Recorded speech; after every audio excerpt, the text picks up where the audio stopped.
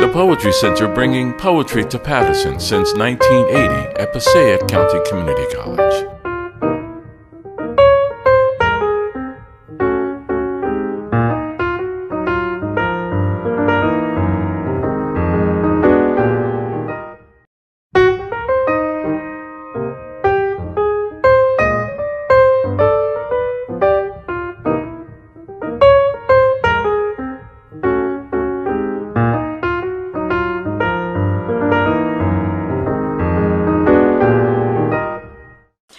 I'm very pleased to have this celebration for PLR. And when I think back to the early versions of PLR, we were walking around and stapling it together by hand. And then gradually I'd lose all the helpers and only be me walking around stapling it.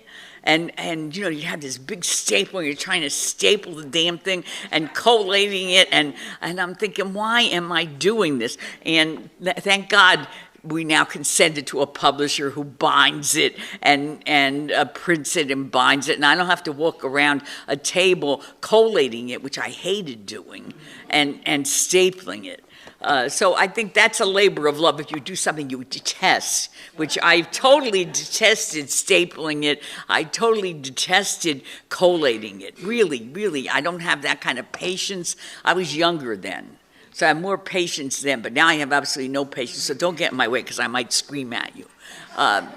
Anyway, I'm really pleased that the magazine is now in its more than 37 years, because actually it was started in 1977. I never say that because our first grant from the State Council was in 1980. So I don't really mention 1977, but I do want to say that the first issues of the magazine was started in 1976, I think it was, by George Pereni. And then he asked me to be the assistant editor, and then after about 6 months, he left the college. And so I found myself as the editor and chief collator of the of the magazine. But it was his idea, and he started it. So I always like to give a shout out to George Pereni, because he actually started the original magazine, which was called Footwork at the time, and gradually I made Footwork smaller and smaller and smaller, and I changed it to Paterson Literary magazine, and then I dropped Footwork altogether. Footwork was George's idea of a title. It really wasn't mine. I like my own title better. Anyway, I'm very pleased to have you all come here to read today, and I'm going to introduce Dr. Gabrielle Acosta, who's an assistant professor at Bronx Community College, CUNY, teaches creative writing and Latinx literature. Her recent publications include a monologue in the Reproductive Freedom Festival Plays Anthology, and forthcoming short fiction in Basta, 100 Latinas Write on Violence Against Women, and poems in the Lauryn Hill Reader. I will say that Griselle is such an amazing person and so full of energy and sweetness and light. Let's welcome Griselle Acosta.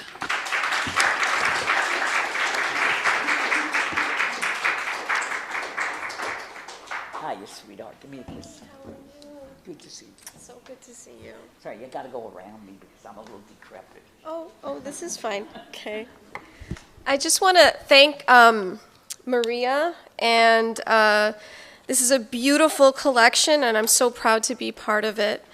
So I'm going to read, I have two here, but I'm going to read Pelota de Fuego, Ball of Fire, and it's in 3 parts. 1.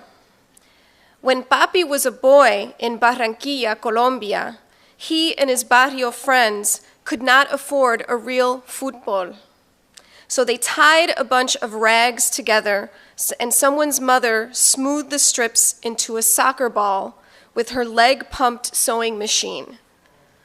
Sometimes they dipped the ball in tar in order to make it even smoother. Papi says it was like kicking around a lead ball, explaining his wide calves. Other times, before the tar dried, they lit it on fire and kicked around their pelota de fuego through the dusty, already too hot streets. One particular priest did not like their antics and often scolded them, which of course prompted them to kick la pelota de fuego right into his afternoon service. The priest tumbled over it, kicked it out into the churchyard, where it set a pine tree aflame so quickly that sparks from the tree landed in between the breasts of a rotund churchgoer who got up screaming in a panic. Mommy says, "For this reason we know that Garcia Marquez was not just inventing stories. These things really do happen in Colombia." 2. Soccer games were a given at church outings. Picnics, camping trips, barbecues all had un juego de football.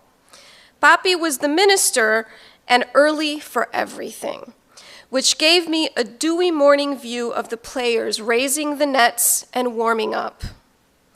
That's all I watched, as I was more interested in swimming, but I could hear them all day, screaming commands and the infamous "Goal!"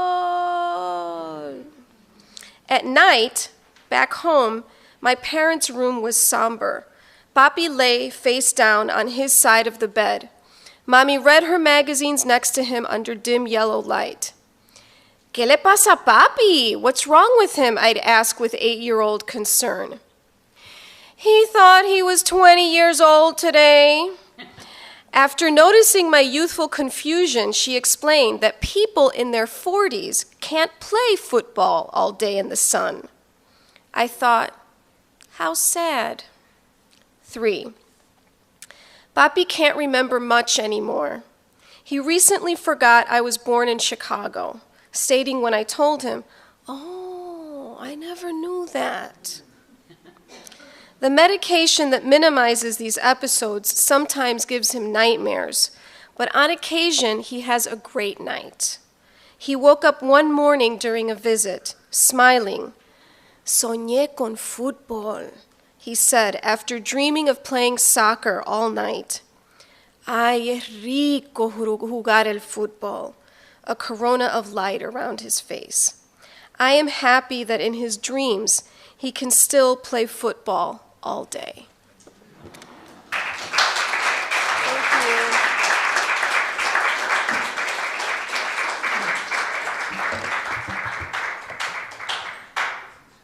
you. Next, I'm pleased to introduce Susan Lembo-Balick. I'm going to move this down, and you can move this back up for people who are taller than I am. Susan's first book of poetry is Sinatra, the Jeeperettes, and Me from Garden Oak Press, which came out in 2014. She is manager of cultural affairs at Passaic County Community College in Paterson, New Jersey, home to the Poetry Center. Her poems have appeared in Tiferet, The Sun, the San Diego Poetry Annual, Lips, and other journals. And I'll say about Sue that she's one of my invaluable people who helped me run the Poetry Center and run the Cultural Affairs program. And before, Susan, just 1 minute, because I forgot to do this before, I'll also say that I see Nicholas Rodriguez is in the back, and Nicholas is also the Assistant Director of the Passaic County Cultural and Heritage Council, and my secretary, Smita Desai, who you know is really invaluable, is sitting out there with the books. So let's give them a round of applause, and let's welcome Sue Lembo-Balick. I'm sorry, sweetheart, I just forgot to do it before.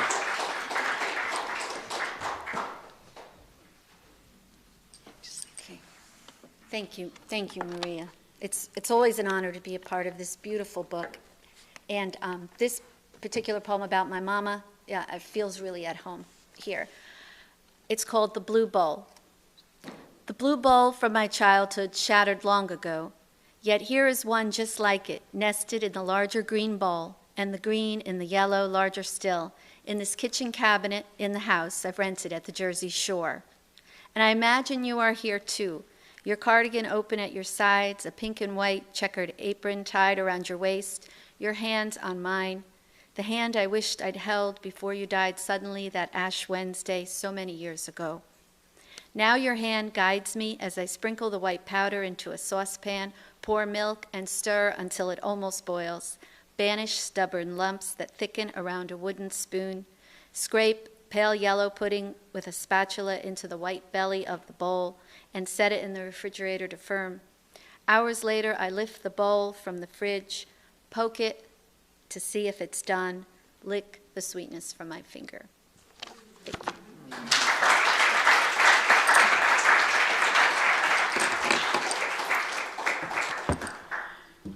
And next, I'm really pleased to introduce Laura Boss. I should say Griselle lives in Fort Lee, Susan lives in Newfoundland, New Jersey, and Laura Boss in Florham Park. We all know Laura, but I'm going to introduce her anyway. And as soon as I find her bio, which I should be able to recite without looking, is a first prize winner. Laura is a first prize winner of the Poetry Society of America Gordon Barber Poetry Contest and a recipient of 3 New Jersey State Council on the Arts Poetry Fellowships.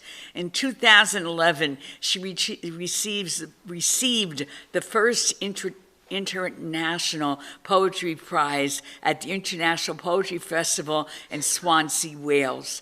Founder and editor of Lips, recent books include Arms, New and Selected Poems, and Flashlight, both from Guernica Editions. And I know that she has another book called, Laura, scream at me. The Best Lover, excuse me, The Best Lover from New York Quarterly Books, and her poems have appeared in the New York Times, among other wonderful publications. Let's welcome Laura Boss.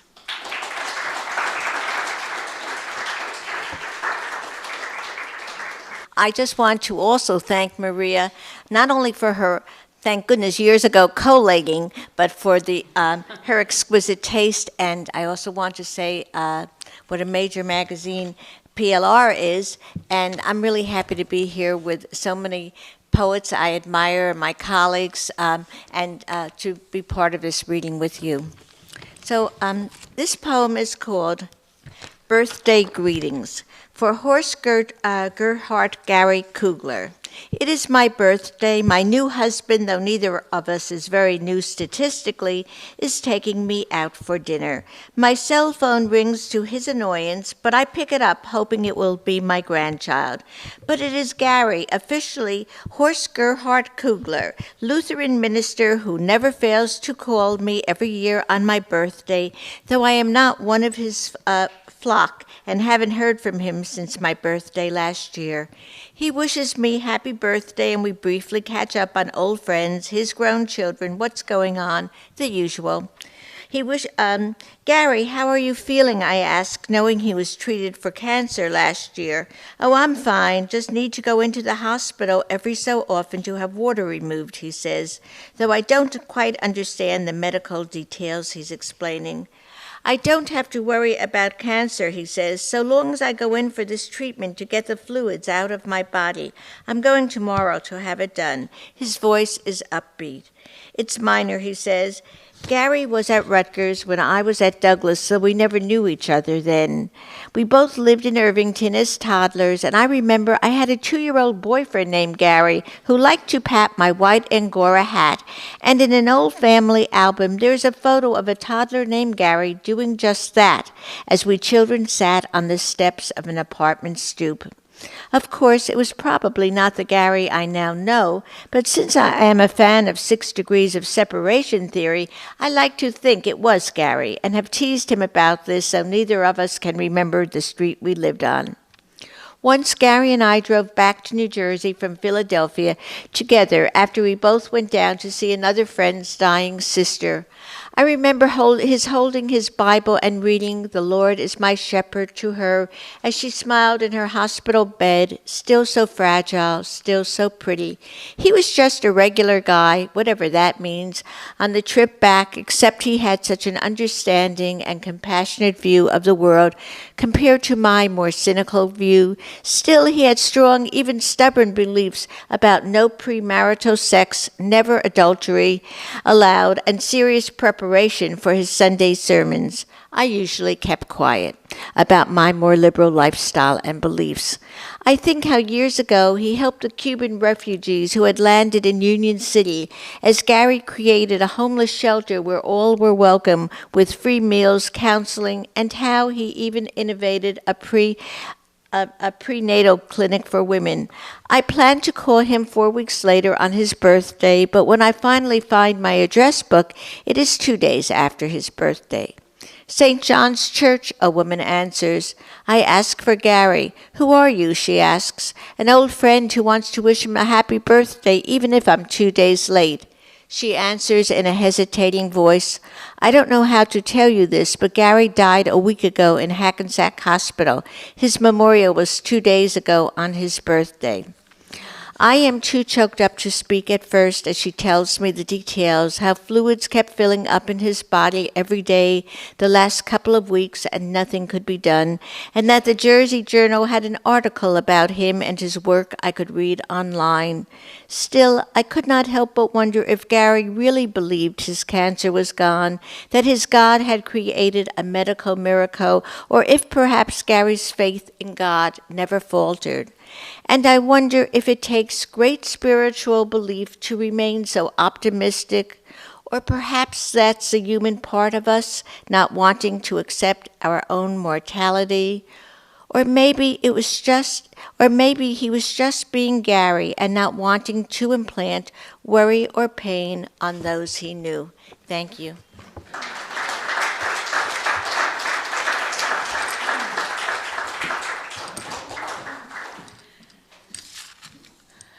All right, next we have Dutch M. Dutcher, Highland Park, New Jersey, and just wait a second while I balance everything and try to get to the bio.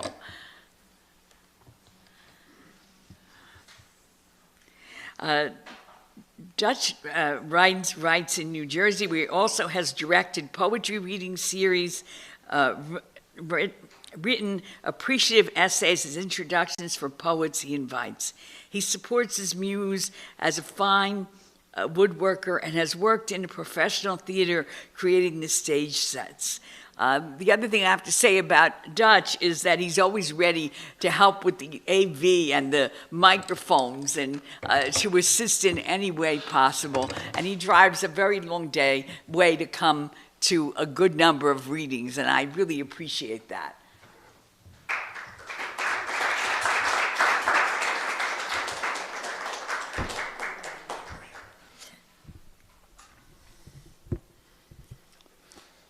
Transformation. There were kids in my school who could take a jawbreaker and crack it with one tremendous crunch. A feat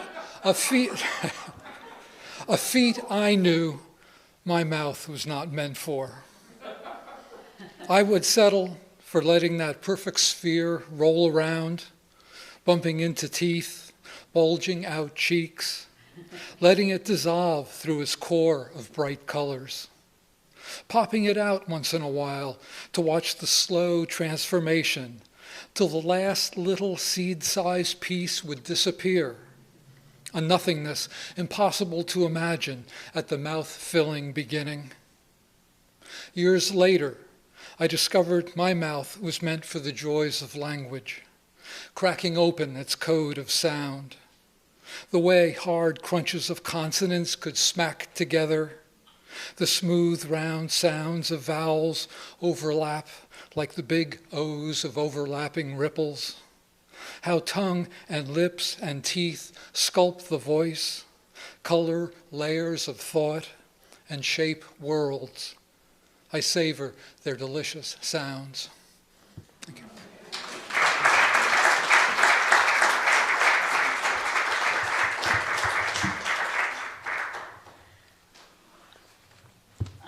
next reader is Deborah Garish, although I didn't see her. Is she here? Yeah? Oh, sorry, Deborah. Just wait a second, honey. Deborah Garish is, oops, I'm short.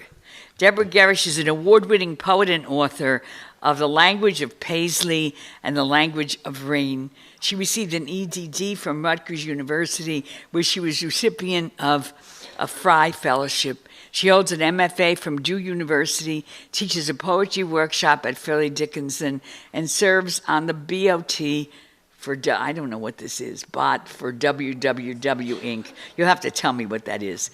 Her collection of poems, Light in Light, is just released in 2017. I think it's just out like 2 days ago.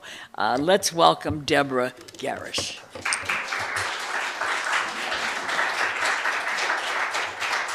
All right, so the poem is called Peeling. It's the same dream, night after night. A gritty kettle on the nightstand, steaming orange tea leaves immersed in a pot.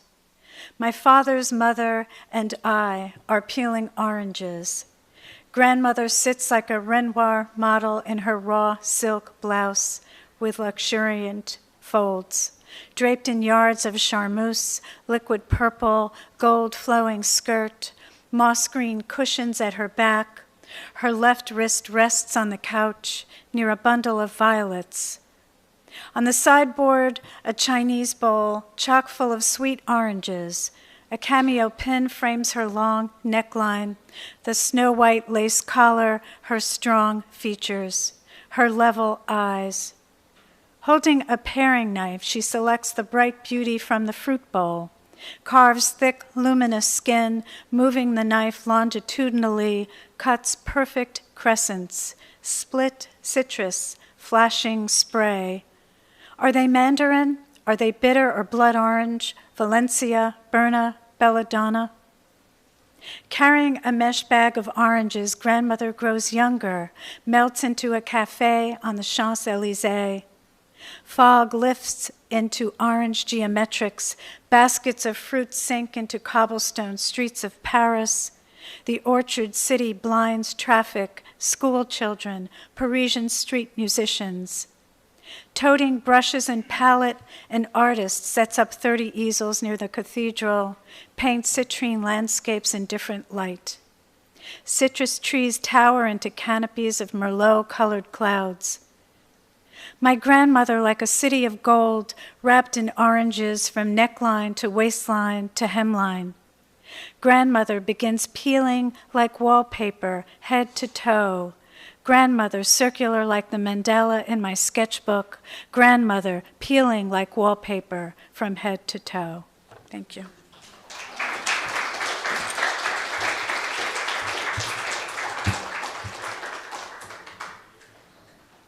And our next reader is going to be Jim Haba, and I should say James C. Haba.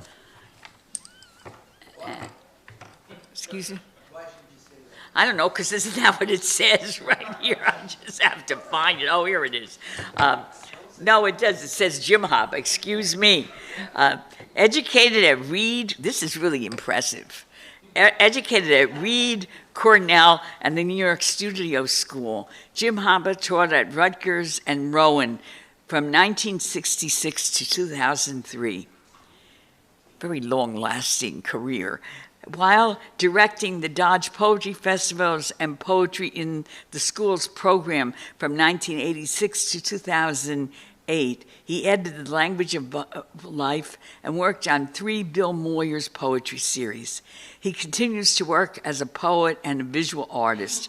And I want to say, I think we all really need to give a round of applause to Jim, because the poetry festival and the poetry program at the Dodge Festival has been so transformative, not only to New Jersey, but to the country. I really think that he has a basic understanding of poetry for people, and that's what he was trying to do with the festival, and that's what made it such an exciting place to be, to listen to poetry, to partake of all these discussions about poetry, to hear major poets talk about what they brought to poetry and what they wanted to get out of poetry.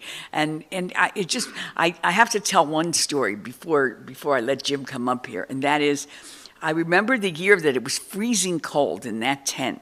And they brought in, at the Dodge Festival at Waterloo, and they brought in heaters. And Ruth Stone and I sat wrapped in blankets with the heaters going for freezing. It was freezing. You wouldn't have gotten me to leave there for all the money in China. It was so wonderful. Such an amazing collection of poets. And I think Ruth and I both felt this is so amazing an experience to sit here. If we freeze to death, it doesn't matter. If we have pneumonia tomorrow, it doesn't matter. I love it. So I really want to thank you for that. And you also have to know that Jim Haba is an amazing, wonderful, talented artist as well as poet. So let's welcome Jim Haba. He's going, stop. You're embarrassing me. Thanks, honey. Good. Thank you, Maria. We all owe, of course, huge thanks to Maria. This kind of thing doesn't happen everywhere in the United States. In fact, it happens hardly anywhere. I don't know of any other poetry center that is as active and as generous as this one. So she is an extraordinary asset and has been for 40 years. Yeah, just about. Yeah, 40 years. Thank you, Maria.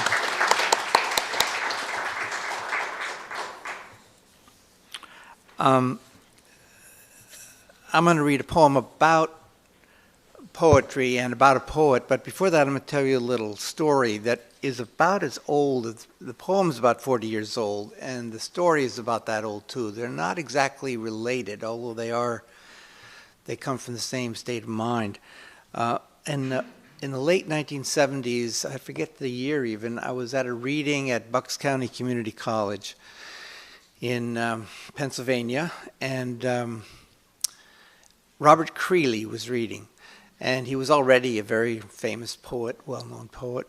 And it was in a little theater, it was kind of like a science auditorium, small, seated about 100 people, and it was nearly full. This was a place where there was a sound system like this, but as it turned out, there was also another sound system that, where you can speak from the center of the campus on PA into every room. And there were some students who got hold of the second one. So I didn't know that. Nobody knew that. And so Robert Creeley, who was a great, strange person, I don't know if any of you ever met him or knew him, but he's very shy and kind of weird, was reading. And he was in the middle of the whole kind of like 45 or minute or hour reading. He was about the middle of it, and he was in the middle of a poem, and suddenly over this other sound system, somebody said, "You suck." And I just, what? And he said, "No, I don't," and went on reading. And that, I thought, that's really what you've got to have, somebody out there is going to say it, they're going to think it, and so what are you going to do about it? You're going to not even slow down, just keep going. And so that's part of what I've had in mind with this poem, which is called In Praise of Praise. About this time, I also worked for the first time with Robert Bly, and in a workshop that I had organized for him to give, he started by saying, we're going to praise whatever we hear. That's not to say that there's nothing wrong with it, but we're not going to go after what's wrong with it. We're going to try to find what's good about it, and I thought that, I'd never heard anybody say that before. or do it. So it's a wonderful thing. This is In Praise of Praise for Vivian Zinken. Vivian Zinken, I was teaching at then Glassboro State College, which became Rowan. Vivian Zinken was a woman who specialized in the English language and grammar. That's about all she taught. She taught a lot of it. Very severe woman. Lovely, very intelligent. And I was talking with her one day, and she told me this story. It's got two little epigraphs. "O reason not the need," from King Lear. They're trying to take away some of Lear's benefits, some of his tributes that come from being king. Oh, reason not the need. I need them for reasons you don't know. I need. And then the other is from Satan in Paradise Lost.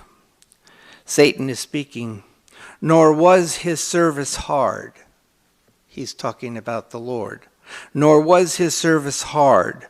What could be less than to afford him praise, the easiest recompense, and pay him thanks? How do?" Satan can't understand himself why he rebelled. All he was asked to do was praise, and there was so much reason to do it. This morning, a woman mad with language, for years now married to the awful patterns of grammar, gave, as the sky gives rain, her picture of the great Eliot. This is T.S. Eliot. Her picture of the great Eliot receiving yet another accolade. And in all that ceremony at the Sorbonne, she saw only him, robed in black entirely and like a great hawk, leaning forward, intent on the value of his achievement. She saw him thus, devoted to his listening as if to search out and to drink in every syllable of praise. As she fixed on his monumental concern, her face, grown soft with memory and wonder, creased with puzzlement, then indignation, and somehow at this I laughed, found words, said he needed all he could get. Turning her wild eyes on me, she asked, "Do you think so? Do you really think so?" "Yes," I said, "yes, yes. He needed all he could get." Thank you.